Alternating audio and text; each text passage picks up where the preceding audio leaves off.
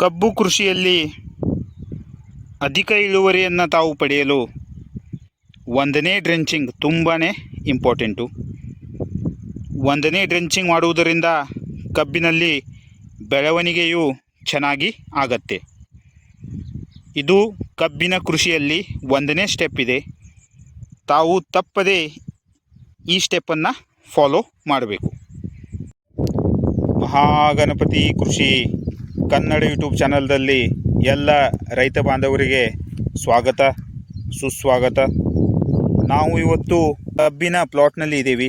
ತಾವು ನೋಡ್ಬೋದು ಈ ತರಹ ಪ್ಲಾಟು ಬಂದಿದೆ. ಕಬ್ಬಿನ ಲಾವಣಿ ಪ್ಲಾಟ್ ಇದೆ.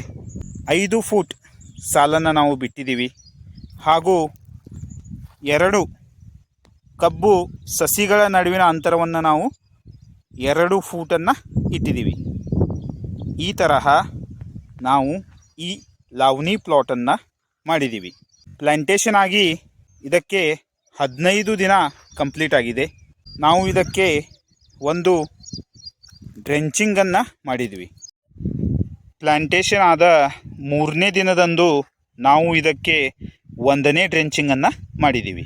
ಮೊದಲನೇ ಡ್ರೆಂಚಿಂಗ್ದಲ್ಲಿ ನಾವು ಇದಕ್ಕೆ ಹ್ಯೂಮಿಕ್ ಆ್ಯಸಿಡನ್ನು ಯೂಸ್ ಮಾಡಿದ್ದೀವಿ. ಹ್ಯೂಮಿಕ್ ಆ್ಯಸಿಡ್ದಿಂದ ಬೇರುಗಳ ಬೆಳವಣಿಗೆಯು ಚೆನ್ನಾಗಿ ಆಗತ್ತೆ. ಬೇರುಗಳ ಬೆಳವಣಿಗೆಗಾಗಿ ತಾವು ಹ್ಯೂಮಿಕ್ ಆ್ಯಸಿಡನ್ನು ಯೂಸ್ ಮಾಡಬೇಕು. ಬೇರುಗಳ ಸಂಖ್ಯೆಯನ್ನು ಹೆಚ್ಚಿಸಲು ಹಾಗೂ ಬೇರುಗಳ ಬೆಳವಣಿಗೆಯನ್ನು ಚೆನ್ನಾಗಿ ಮಾಡಲು ತಾವು ಹ್ಯೂಮಿಕ್ ಆ್ಯಸಿಡನ್ನು ಯೂಸ್ ಮಾಡಬೇಕು. ಆಮೇಲೆ ಇದಕ್ಕೆ ನಾವು ರೆಡೋಮಿಲ್ ಗೋಲ್ಡ್ ಫಂಗಿಸೈಡನ್ನು ಯೂಸ್ ಮಾಡಿದ್ದೀವಿ. ರೆಡೋಮಿಲ್ ಗೋಲ್ಡ್ ಫಂಗಿಸೈಡನ್ನು 20 ಗ್ರಾಮ್ ಪ್ರತಿ ಪಂಪಿಗೆ ನಾವು ಯೂಸನ್ನು ಮಾಡಿದ್ದೀವಿ. ಆಮೇಲೆ ಇದಕ್ಕೆ 19-19-19 ವಾಟರ್ ಸಾಲ್ಯುಬಲ್ ಫರ್ಟಿಲೈಸರ್ 100 ಗ್ರಾಮ್ ಪ್ರತಿ ಪಂಪಿಗೆ ಯೂಸನ್ನು ಮಾಡಿದ್ದೀವಿ. ಬೆಳವಣಿಗೆಗಾಗಿ ಕಬ್ಬಿನ ಸಸಿಯ ಬೆಳವಣಿಗೆಗಾಗಿ ನಾವು ವಾಟರ್ ಸಾಲ್ಯುಬಲ್ ಫರ್ಟಿಲೈಸರನ್ನು ಯೂಸ್ ಮಾಡಬೇಕು. ಅದರ ಜೊತೆಗೆ ಮ್ಯಾಗ್ನೇಷಿಯಮ್ ಸಲ್ಫೇಟ್ 50 ಗ್ರಾಮ್ ಪ್ರತಿ ಪಂಪಿಗೆ ಈ ತರಹ ನಾವು ವಾಟರ್ ಸಾಲ್ಯುಬಲ್ ಫರ್ಟಿಲೈಸರ್ಸನ್ನು ಯೂಸ್ ಮಾಡಿದ್ದೀವಿ. ಹಾಗೂ ಅದರ ಜೊತೆಗೆ ಬಯೋಝೈಮ್ 50 ml ಬಯೋಝೈಮನ್ನು ಯೂಸ್ ಮಾಡಿದ್ದೀವಿ.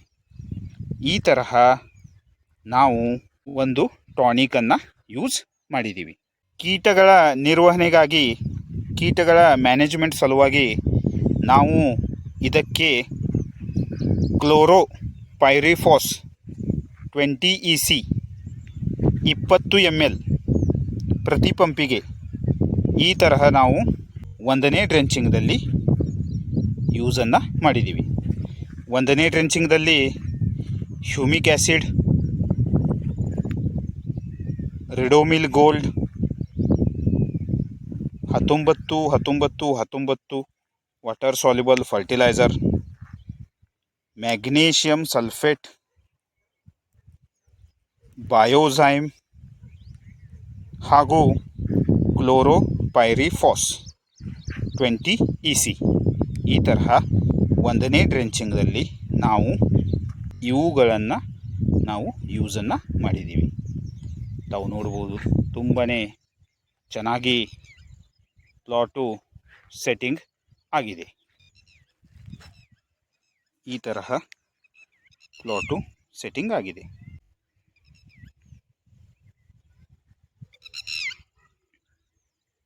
ಈಗ ಭೇಟಿಯಾಗೋಣ ನೆಕ್ಸ್ಟ್ ವಿಡಿಯೋದಲ್ಲಿ.